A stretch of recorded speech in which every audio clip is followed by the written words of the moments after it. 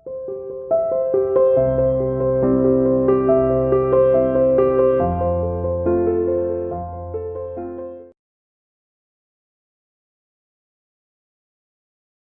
Students, welcome to CR international school online classes class 8 subject Hindi.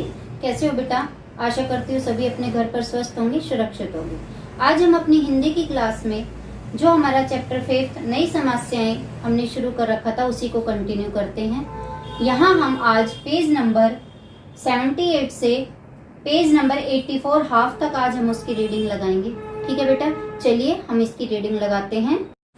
देखिए बेटा, page number 78 की मैंने कल ये 2 लाइनें यहाँ तक पढ़ दी थी और आज हम यहाँ से शुरू करेंगे पूरे भारत में। ठीक है, देखिए पूरे भारत में यह नई उत्तेजना सक्रिय थी और नए विचार लोगों को परेशान कर रहे थे।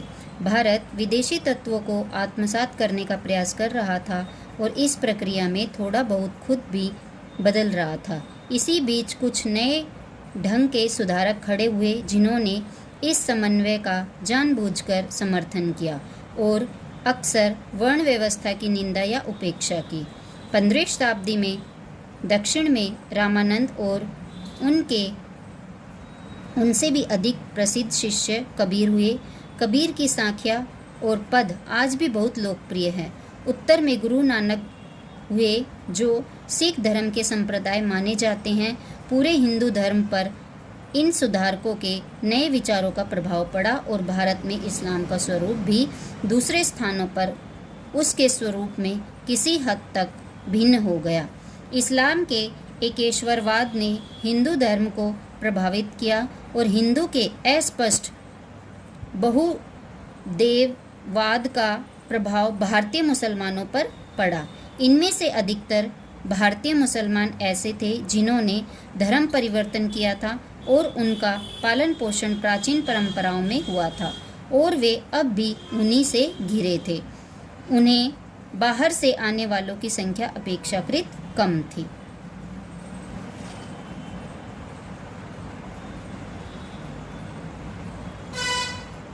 विदेशी तत्वों के भारत में अधिकाधिक आत्मसात होने का सबसे महत्वपूर्ण संकेत उनके द्वारा देश की आम भाषा का प्रयोग था। गरचे दरबार की भाषा फारसी बनी रही। आरंभ के लेखकों में सबसे प्रसिद्ध अमीर खुसरो थे। वे तुर्क और उनका परिवार या 2 या 3 पीढ़ियों से संयुक्त राज्य में बसा हुआ था। वे 14वीं शताब्दी के दौरान कई अफगान मुसलमानों के शासनकाल में रहे। वे फारसी के चोटी कवि थे और उन्हें संस्कृत का भी ज्ञान था। वे महान संगीतकार थे और उन्होंने भारतीय संस्कृति में कई मौलिक उद्भावनाएं की थी। कहा जाता है कि भारत के लोकप्रिय तंत्री वाद्य सितार का आविष्कार उन्होंने ही किया था। उन्होंने ऐसे कई विषयों पर रचना की जिनमें भारत ने विशेष प्रगति की। इनमें धर्म, दर्शन, तर्कशास्त्र,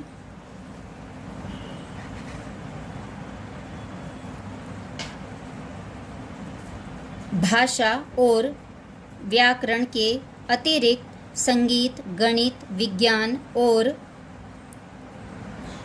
आम का फल है।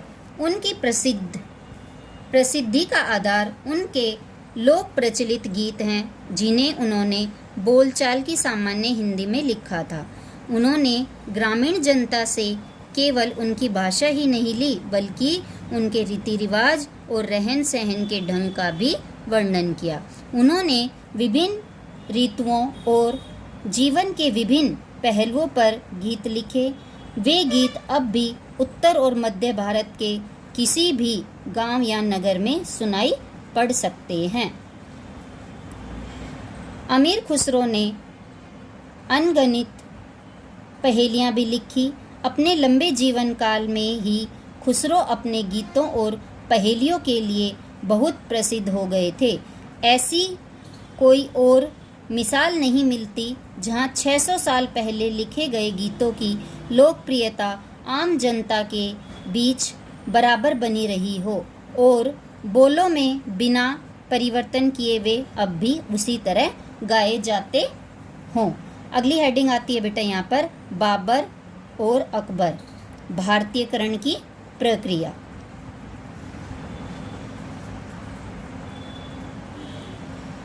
अकबर भारत में मुगल खानदान का तीसरा शासक था। भारत में किसका? मुगल खानदान का, जो मुगल शासक थे उसका तीसरा शासक था।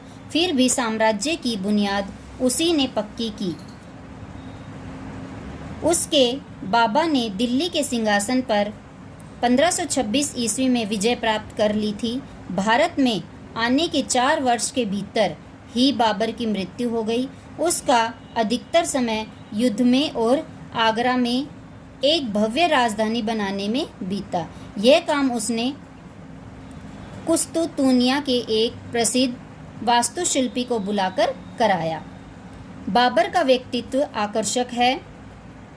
वह नई जागृति का शहजादा है, बहादुर और साहसी, जो कला और साहित्य तथा अच्छे रहन सहन का शौकीन है। उसका पौत्र अकबर उससे भी अधिक आकर्षक और गुणवान है। वह बहादुर और दुस्साहसी है, योग्य सेना नायक है और इस सब के अलावा विनम्र और दयालु है, आदर्शवादी और स्वप्नदर्शी है। साथ ही वह लोगों का ऐसा नेता है जो अपने अनुयायियों में तीव्र स्वामी भक्ति उत्पन्न कर सके। अब बेटा ये इतने सारे गुण किसके बता रखे हैं? बाबर के। ठीक है बेटा, अभी ये बाबर के बारे में चल रहा है, बाबर और अकबर का भारतीयकरण की प्रक्रिया, यानी कि उन्होंने भारत में आकर क्या क्या चेंज किए, क्या कुछ किए, वो इस बारे में अभी यहाँ पर जो है, ये जो आपने अभी अभी पढ़ा, ये बाबर के बारे में सारा बताया हुआ है। ठीक है, देखिए चलिए आगे। वह लोगों के दिल और दिमाग पर विजय हासिल करना चाहता था। अखंड भारत का पुराना सपना उसमें फिर आकार लेने लगा। ऐसा भारत जो केवल राजनीतिक दृष्टि से एक राज्य न हो, बल्कि उसकी जनता परस्पर सहज संबंध हो।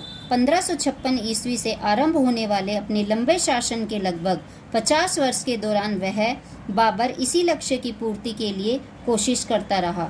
बहुत से स्वाभिमानी राजपूत सरदारों को उसने अपनी ओर मिला लिया। उसने एक राजपूत राजकुमारी से शादी की। उसका बेटा और वारिस जहांगीर इस तरह आधा मुगल और आधा हिंदू राजपूत था। जहांगीर का बेटा शाहजहां भी राजपूत माँ का बेटा था, इसलिए यह तुर्क मंगोल वंश तुर्क या मंगोल होने की अपेक्षा अधिक भारतीय था।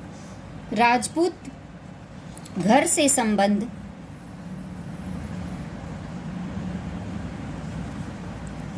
बनाने से उसका साम्राज्य बहुत मजबूत हुआ।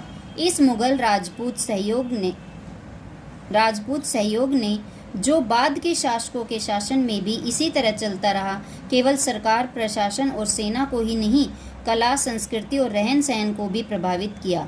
पर अकबर को राजपूताना में मेवाड़ के राणा प्रताप की अभिमानी और अदम्य आत्मा का दमन करने में सफलता नहीं मिली। राणा प्रताप के एक ऐसे व्यक्ति से जिसे वह विदेशी विजेता समझता था, औपचारिक संबंध जोड़ने की बजाय जंगलों में मारे मारे फिरना बेहतर समझा।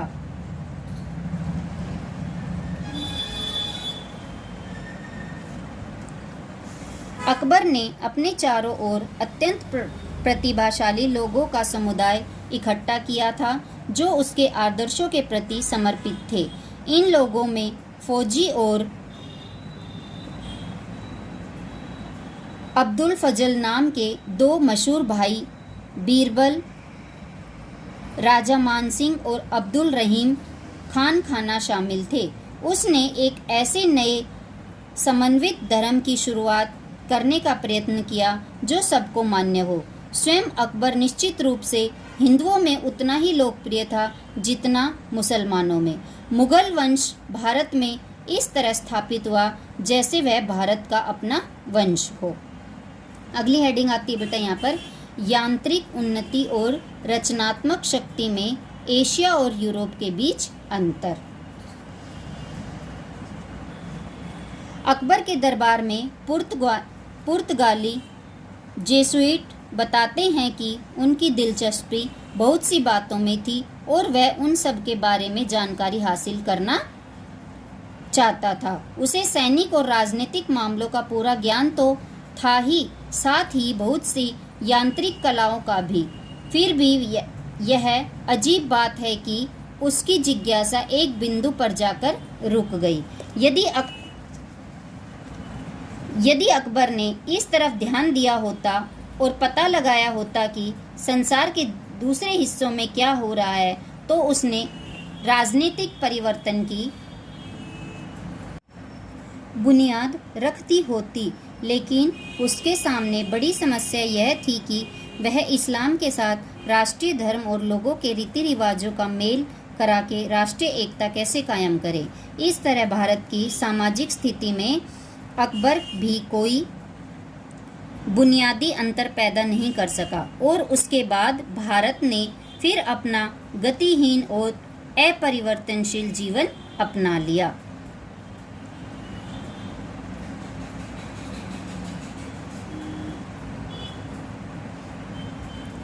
अकबर ने जो इमारत खड़ी की थी वह इतनी मजबूत थी कि दुर्बल उत्तराधिकारियों के बावजूद वह 100 साल तक कायम रही। सिंहासन के लिए शहजादों में लगातार युद्ध होते रहे और केंद्रीय शक्ति कमजोर पड़ती गई, पर दरबार का प्रताप बना रहा और सारे एशिया और यूरोप में आलीशान मुगल बादशाहों का यश फैल गया। वास्तुकला की दृष्टि से दिल्ली और आगरा में सुंदर इमारतें तैयार हुई। यह भारतीय मुगल कला दक्षिण और उत्तर में मंदिरों और दूसरी इमारतों की सजावट थी और अलंकरण की शैली से एकदम भिन्न थी।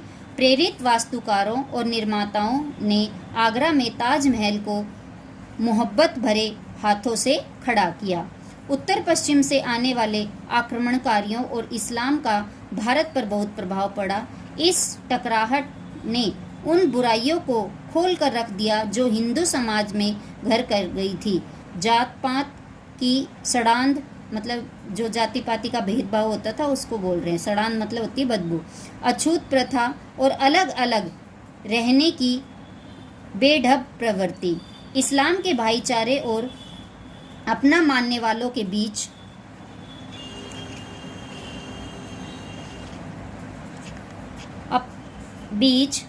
बराबरी के सिद्धांतों का विशेषकर उन लोगों पर गहरा असर पड़ा जिन्हें हिंदू समाज में बराबरी का दर्जा देने से इनकार कर दिया गया था। इस विचारधारात्मक टकराहट से कई आंदोलन उठ खड़े हुए जिनका उद्देश्य धार्मिक समन्वय करना था। यह बात ध्यान देने लायक है कि वर्गों का प्रभाव इस हद तक था कि नियमतः लोगों ने इस्लाम में धर्म परिवर्तन सामूहिक रूप से किया। ऊंची जाति के लोगों में व्यक्ति कभी कभार अकेले धर्म परिवर्तन कर लेता था, पर निम्न श्रेणी के लोगों में मोहल्ले में एक जाति के लोग या फिर लगभग सारा गांव ही धर्म बदल लेता था। इसलिए उनका सामूहिक जीवन और कामकाज पहले की तरह चलते रहे। केवल पूजा के तरीकों आदि में मोटे मोटे अंतर अवश्य आ गए। इस कारण आज हम देखते हैं कि कुछ विशेष पेशे और शिल्प ऐसे हैं जिन पर मुसलमानों का एकाधिकार है। इस तरह कपड़ा बुनने का काम मुख्यतः और ज़्यादातर हिस्सों में पूरी तरह मुसलमान करते हैं। भारत में रहने वाले अधिकतर मुसलमानों ने हिंदू धर्म से धर्म परिवर्तन किया था। कुछ लंबे संपर्क के कारण भारत के हिंदुओं और मुसलमानों ने बहुत सी समानताएं, आदतें, रहने सहने के ढंग और कलात्मक रुचियां विकसित की। वे शांतिपूर्वक एक कौम के लोगों की तरह साथ साथ रहा करते थे। एक दूसरे के त्योहारों और जलसों में शरीक मतलब शामिल होते थे, एक ही भाषा बोलते थे तथा बहुत कुछ एक ही तरह से रहते थे और एकदम एक जैसी आर्थिक समस्याओं का सामना करते थे। यह तमाम आपसदारी और एक साथ रहना सहना उस वर्ण व्यवस्था के बावजूद हुआ जो ऐसे मेल मिलाप में बाधक थी। एकाध उदाहरणों को छोड़कर आपस में शादी ब्याह नहीं होते थे, और जब ऐसा होता था तो दोनों पक्ष मिलकर एक नहीं होते थे। आपसी खान पान भी नहीं होता था, पर इस मामले में बहुत कड़ाई नहीं बरती जाती थी। औरतों के पर्दे में अलग थलग रहने से सामाजिक जीवन के विकास में रुकावटें आई।